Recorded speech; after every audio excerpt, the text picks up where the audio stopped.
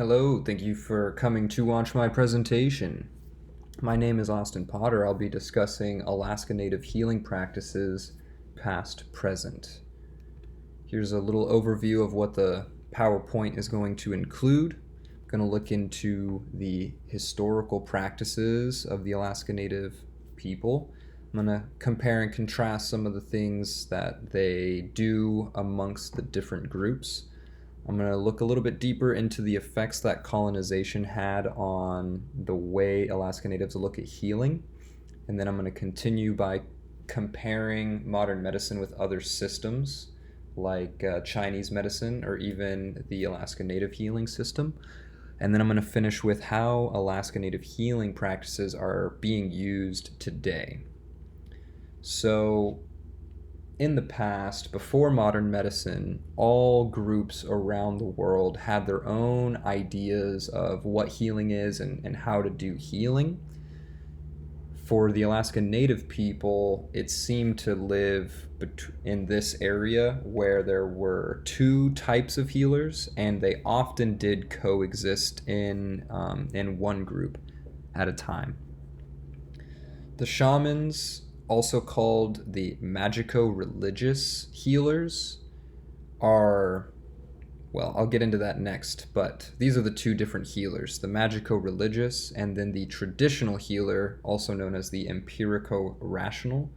Not all Alaska Native groups did these different healers. They didn't perform the same exact things. And the article goes into, it's probably because of the geography. As we now know, there are many Alaska Native groups, and they all had different languages and spread widely across Alaska, came from different places, whether that was Canada or the lower 48. Here's a little tidbit: the Koniag were they were the most sophisticated surgically. That is according to the article, who also said that the Aleuts were famous for their knowledge in anatomy, and that was probably because of the autopsies and mummifications that they performed.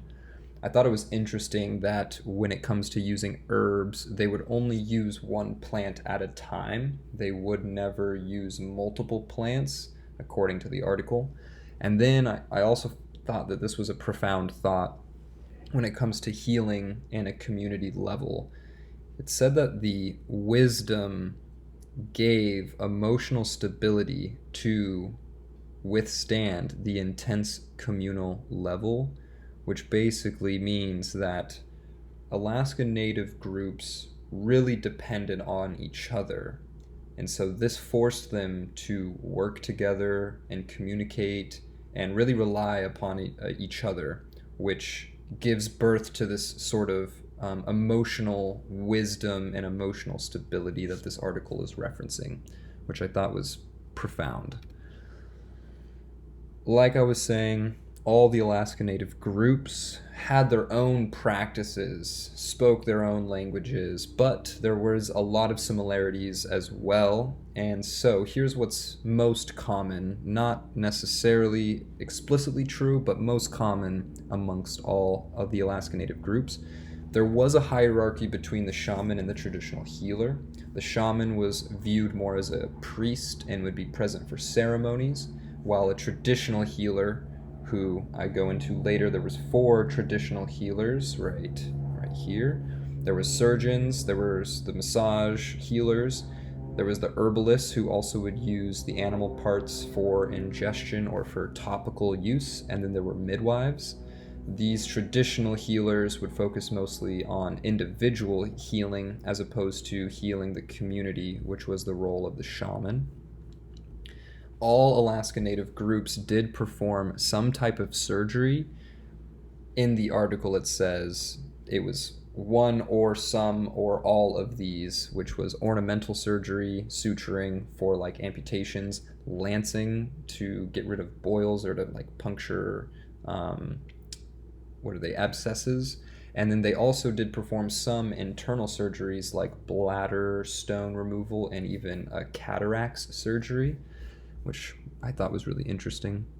And if there was a shaman present in this Alaska Native group, they were less likely to use surgery. And then potlucks were common amongst all the Alaska Native groups. The differences between the healing practices of these groups is very intricate, and the article goes into a very deep detail about specifically what groups focused on what and when and how. So I just give a few examples here. So the Koniag surgeons were female, which all other surgeons, the Alaska Native surgeons, were predominantly male surgeons. As I had already said on, I believe it was the second slide, that the Aleut and the Koniag surgeons were the best at surgery, and it was probably because of their practices. I had no idea that some of them performed mummification. So the Southeast Alaska groups relied mostly on their shamans for healing. Athabascan traditional healers were mainly the elder women who would gather the herbs and then use them, apply them, and to perform their healing. And then a small note here is that the Athabascans' surgery techniques were similar to other groups except for their splinting, which is interesting. The Inuit, Tlingit, Haida, and Tsimshian mostly use shaman and less surgery. And then the Inupiat, this is where shamans actually did perform some surgeries due to frostbite, which makes a lot of sense to me. The Yupiks relied mostly on their shaman and would prefer massage over surgery. I would too. I don't know about you. The effects of colonization played a pretty big role in even today and the trauma that Alaska Natives have around their healing. Because the missionaries were bringing things such as vaccines, this gave the Alaska Natives the perspective that, these colonizers are very, very strong healers, which shamans were placed closely to the chief when it comes to, the influence they had on the community. So if these colonizers are bringing really strong healing things, they probably were viewed almost as like religious figures. I'm kind of interpreting the data here. So this kind of led to a loss of their own traditional beliefs. And then this is going into the today and present issues where boarding schools would prohibit cultural traditions. So now they don't believe that their healing traditions are strong. They don't practice them anymore. So this is kind of the generational trauma. And then I just wanted to take a second to compare shamanism and traditional Chinese medicine, since I'm a little familiar with that as I'm a massage therapist. Modern medicine looks mostly at symptoms and how to fix those symptoms, as opposed to looking at the community as a whole or the individual as a whole person, instead of just looking at their issue and labeling it. An example that I like to give is Lyme disease in the traditional Chinese medicine is described as wind trapped under a mountain, which I feel like goes with this spiritual embodiment of healing when it comes to looking at it from more of an image instead of looking at it as just a symptom. I think that the mental and physical healing is kind of split in modern medicine, but I'm sure most people are aware of the placebo effect, which is if you believe it, then it will probably become a reality. And then I believe that modern medicine doesn't really have a way of explaining miracles, while other systems often do. And then just briefly, I watched 2 videos on how the traditional practices are being used today. One was about a lady who she performs the traditional tattooing method and gives traditional tattoos to women, specifically signifying strength and womanhood. It is a chin tattoo.